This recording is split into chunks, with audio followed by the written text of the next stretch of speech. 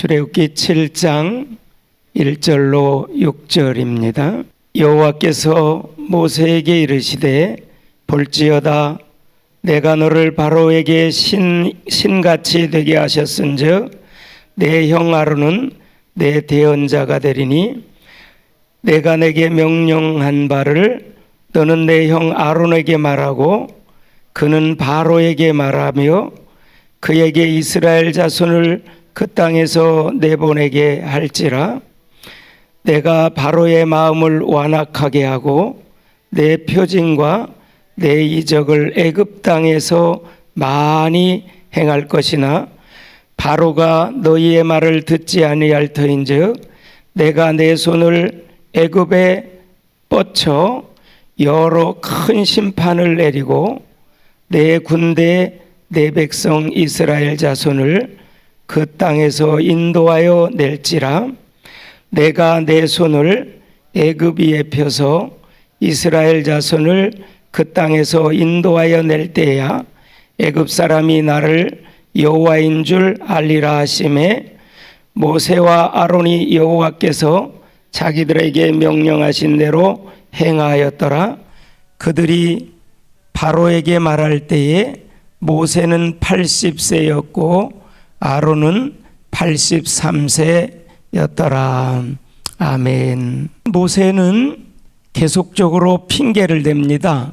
6장 12절에 보면 6번째 자기의 입이 둔하다고 하면서 핑계대고요. 6장 30절에 보면 7번째 정말 또 핑계를 대죠. 여러분 7이라는 숫자는 완전히 거절했다는 뜻입니다.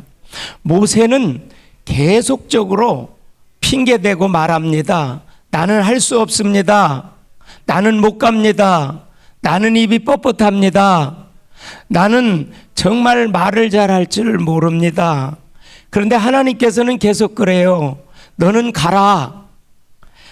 정말 내 입을 누가 지었느냐? 네가 하는 것이 아니라 하나님인 내가 하는 것이다. 너는 할 수 있어. 네 자신이 누구인지가 중요한 것이 아니라 하나님이신 여호와가 누구신지가 그것을 아는 것이 중요하다라고 하나님께서는 계속적으로 모세에게 가라고 말씀을 하십니다. 어제 낮에 우리가 은혜 받았던 것처럼 6장 2절, 6절, 8절에도 보니까 나는 여호와라, 나는 여호와라. 언약을 반드시 성취시키시는 하나님, 이스라엘 백성들을 속량하고 백성으로 삼고 하나님을 더 깊이 알게 하고 또 땅을 기업으로 주시겠다고 하는 하나님의 그 언약을 성취시키시는 하나님을 알으라는 겁니다. 즉 하나님을 주목하라는 겁니다. 하나님이 어떠한 분임을 알으라는 거예요. 오늘 사랑하는 성도 여러분, 오늘 하루를 살 때에 내 모습이 어떤지 내가 어떤지가 아니라 거기에 주목할 것이 아니라 하나님이 어떠한 분이신지 하나님이 무슨 약속을 우리에게 주셨는지에 주목을 하시라는 겁니다. 하나님께서는 할 수 없다고 하는 핑계대는 모세를 향해서 오늘 본문 말씀 1절로 7절에 보면 세 가지로 권면하십니다. 위로하십니다. 확신을 주십니다. 그 세 가지가 뭐냐? 첫 번째로는 모세를 향해서 1절을 한번 읽어봅시다. 여호와께서 모세에게 이르시되 볼지어다 내가 너를 바로에게 신같이 되게 하였은즉 내 형 아론은 내 대언자가 되리니. 첫 번째 하나님께서 모세에게 권면한 것, 위로하고 확신을 준 것은 네가 바로에게 신이 되겠다는 겁니다. 그리고 내 형 아론은 너의 대언자가 되게 할 것이다. 그때 당시 신은 누굽니까? 세상 신은요 바로 왕이었습니다. 그 세상신인 바로왕, 다스리고 지배하고 그 황제처럼 군림하는 바로왕에게 모세가 신이 되게 하겠다고 하는 하나님의 첫 번째 약속과 권면과 위로의 말씀이고요. 이 신은 직접 말하지 않잖아요. 대언자가 있잖아요.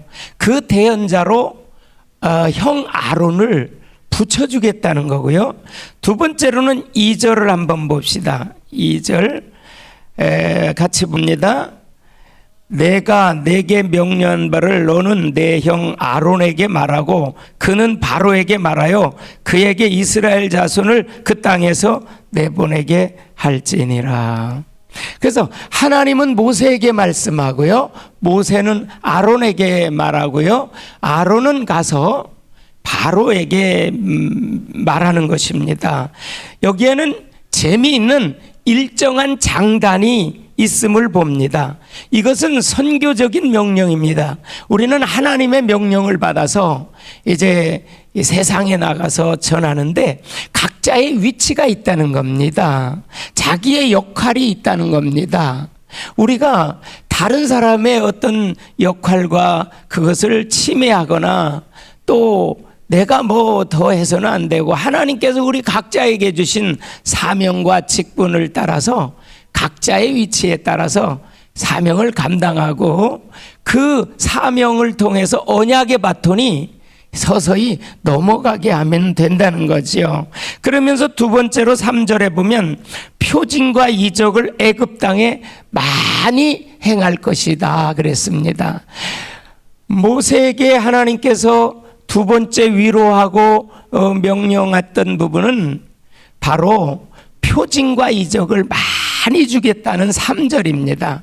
그리고 4절에 보면 하나님의 손을 애굽에 뻗쳐서 여러 큰 심판을 내리고 내 군대 내 백성이 되게 하겠다. 그래서 인도해 내겠다. 이것이 세 번째 중요한 위로요, 권면이요, 확신을 주시는 말씀입니다. 이때 당시 이스라엘 백성들은 뭐 했습니까? 노예 생활했잖아요.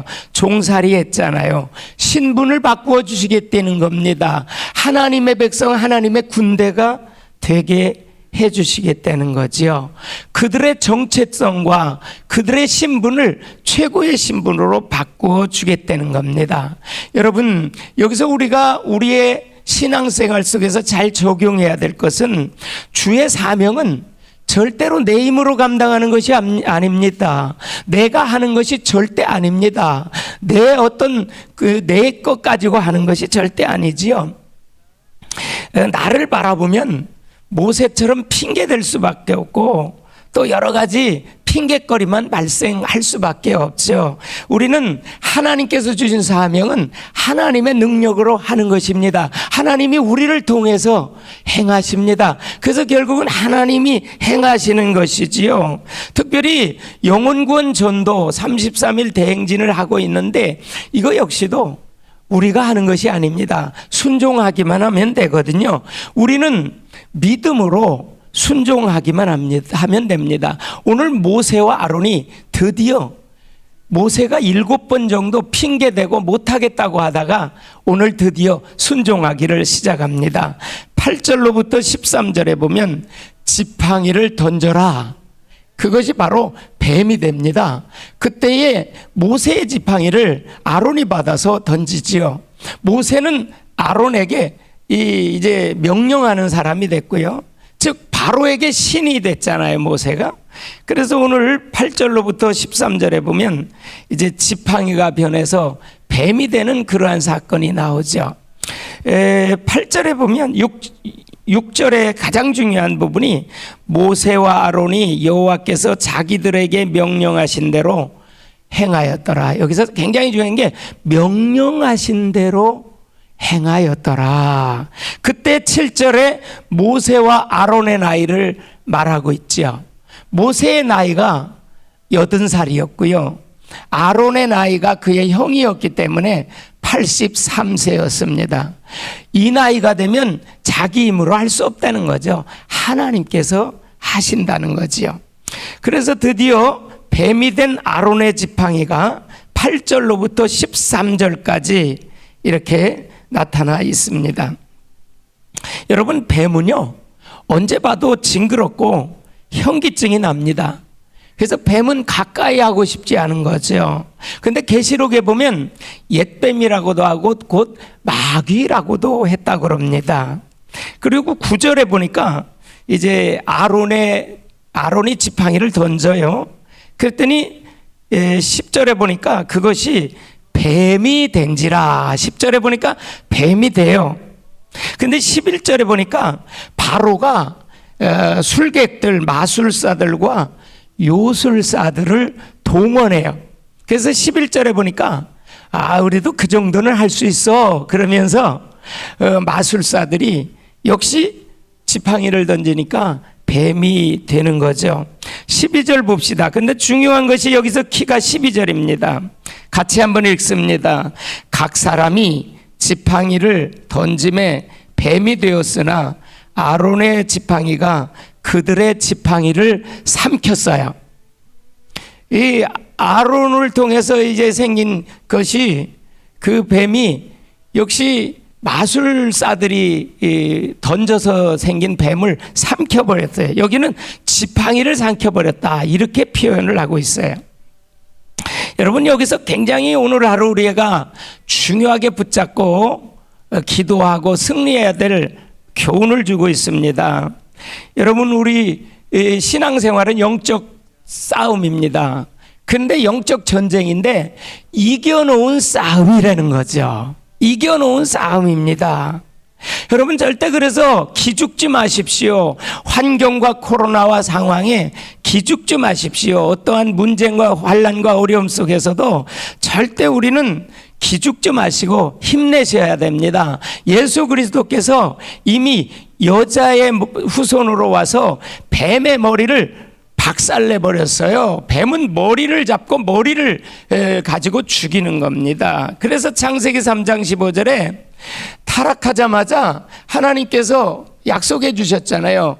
여자의 후손이 뱀의 머리를 상하게 할 것이다. 누가복음 10장 19절에 보면 뱀과 전갈을 밟으며 원수의 모든 능력을 제어할 권세를 주셨다 그랬어요. 요한복음 1장 12절에 영접하는 순간 하나님의 자녀가 되는 권세를 이미 주셨지 않습니까? 이미 권세 주셨어요. 그리고 에베소 6장 10절로 20절에 보면 우리가 영적 전쟁할 때에 무장을 하라. 전신갑주로 무장해서 결국 사단 마귀와 더불어 말씀의 검과 기도의 그 원자탄을 통해서 말씀의 검과 기도의 그 능력을 가지고 사단 마귀를 능히 대적해서 승리하라는 거죠. 그래서 4절에 하나님의 군대라는 표현을 써요. 4절에 하나님의 군대. 하나님의 능력으로 세상을 삼킨다는 거지요. 마지막 세 번째로는 이제 나일강이 변해서 피로 변하는 드디어 첫 번째 재앙이 전개돼요. 이게 14절로부터 25절 마지막 절까지 전개되는 내용입니다. 이제 하나님께서 모세에게 또 말씀하세요. 나일강에 가서 이제 나일강이 피로 변하도록 하는 그러한 것. 여러분, 나일강이 어떤 강입니까? 애굽 사람들은 나일강이 신입니다. 젖줄이, 생명의 젖줄입니다. 그러나 히브리인들은 나일강 하면 어떤 강입니까? 죽음의 강입니다. 바로 왕이 살해 명령을 내려서 아들을 낳으면 이제 나일강변에 던져서 죽이라고 했지 않습니까? 그런데 그것을 피로 변하게 했습니다. 14절을 읽어보면 이런 말씀이 있습니다. 여호와께서 모세에게 이르시되 바로의 마음이 완강하여 백성 내보내기를 거절하는다. 완강하여 그런 표현을 써요. 이 원어로 보면 카베트거든요. 카베트. 이거는 타동사가 아니라 자동사거든요. 누군가가 바로를 완악하게 한 것이 절대 아니라는 거예요. 이거를 읽어보면 뭐 하나님이 바로를 완악하게 했다 그렇게 착각할 수가 있는데 절대 그렇지 않다는 거죠. 상실한 마음대로 그대로 내버렸다는 거예요. 원래의 상태대로 내버렸다는 게 카베트라고 하는 그러한 자동사입니다. 그래서 이 마음이 굳어진 사람, 마음이 상실한 마음을 가진 사람은요, 그 하나님의 말씀이 안 들어보잖아요. 자기 마음대로 듣고 싶은 것만 듣는 오류의 함정에 빠져요. 즉 내가 복음을 가지고 하게 되지요. 여러분, 복음 듣기를 싫어하는 완악한 마음이 이 바로 왕에게 있었어요. 17절과 18절에 보면 세 가지 놀라운 변화가 일어납니다. 17절 18절에 보면 여호와가 이같이 이르노니 내가 이로 말미암아 나를 여호와인 줄 알리라. 볼지어다 내가 내 손의 지팡이로 나일강을 치면 그것이 첫째 피로 변하고, 두 번째 나일강의 고기가 죽고, 세 번째 그 물에서 악취가 나리니 애굽 사람들이 그 강 물 마시기를 싫어하니라. 여기서 세 가지 중요한 변화가 일어나는 걸 볼 수 있어요. 피로 변했고요. 이것은 애굽 신에 대한 심판입니다. 나일강이 애굽의 신이잖아요. 신에 대한 심판이고요. 고기가 다 죽어버려요. 살아있는 생물이 다 죽고요. 세 번째, 썩은 냄새, 악취가 나요. 그래서 이 애굽 땅에 먹을 물이 없어졌고요. 그들이 목말라 했어요. 그래서 24절에 가서 보면 이제 샘을 파요. 왜? 먹을 물이 없으니까 24절에 샘을 막 파기 시작해요. 그러면서 마지막 그래요. 애굽 사람들은 나일강 물을 마실 수 없으므로 나일강가에 강을 두루 파서 마실 물을 구하였더라. 근데 구하였더라 하고 끝이에요. 뭐 물이 나왔다라는 표현도 없고요. 구하였더라 하고 끝나요. 그리고 나서 여기 보니까 이래가 지나니라 그렇게 말하고 있습니다. 여러분, 이 7장을 통해서요, 하나님은 재앙을 통해서 점진적으로 하나님 되심을 나타내요. 드러내요. 그래서 우리가 출애굽기의 그 모든 과정을 보면 두 가지의 내용이 꽈배기가 꽈인 듯이 이렇게 계속 엮어져 나가는데, 첫 번째로 팩트는 뭐냐? 이스라엘 백성들이 애굽으로부터 노예살이에다가 출애굽해가지고 모세를 필두로 해서 나왔다는 구원이라고 하는 그러한 이야기, 그런 팩트가 흐르고요. 두 번째로는 하나님은 여러 가지 재앙과 사건을 통해서 하나님의 하나님 되심을 나타내요. 드러내요. 하나님의 능력을 나타내서 애굽 사람들도 하나님이 하나님 되심을 알게 해요. 그리고 이스라엘 백성들도 역시 하나님의 하나님 되심을 알게 하시지요. 이것이 이 출애굽기의 전 과정의 두 가지가 엮여져서 계속적으로 전개하거든요. 여러분, 우리가 중요한 것은 오늘 하루도 이번 한 주간 살 동안에 크고 작은 많은 일들을 경험할 겁니다.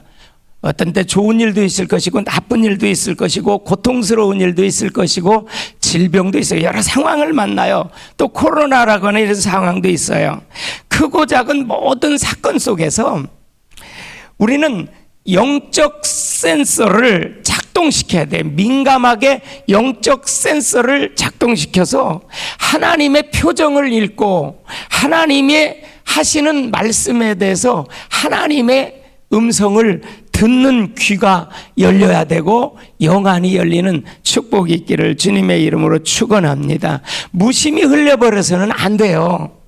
민감하게 봐야 돼요. 왜냐? 참새 한 마리가 한 아라사리온에 팔려가는 것도 하나님의 허락이 없이는 팔려가지 않잖아요. 우리에게는 절대 우연이라는 건 없어요. 하나님께서 우리에게 하나님의 선하신 뜻, 하나님의 계획, 하나님의 풍성한 것을 이루시기 위한 하나님의 놀라운 계획이 들어있다는 거지요. 그래서 우리는 정말 사건 속에서, 문제 속에서, 상황 속에서 그것을 잘 더듬어 가시면서 하나님의 뜻을 잘 분별해 나가시는 오늘 하루, 그래서 그 하나님의 뜻에 순종함으로 말미암아 하나님의 하나님 되심을 경험하고 체험하는 그런 증인의 삶, 그리스도의 비밀을 전하는 삶이 되어지기를 주님의 이름으로 축복합니다.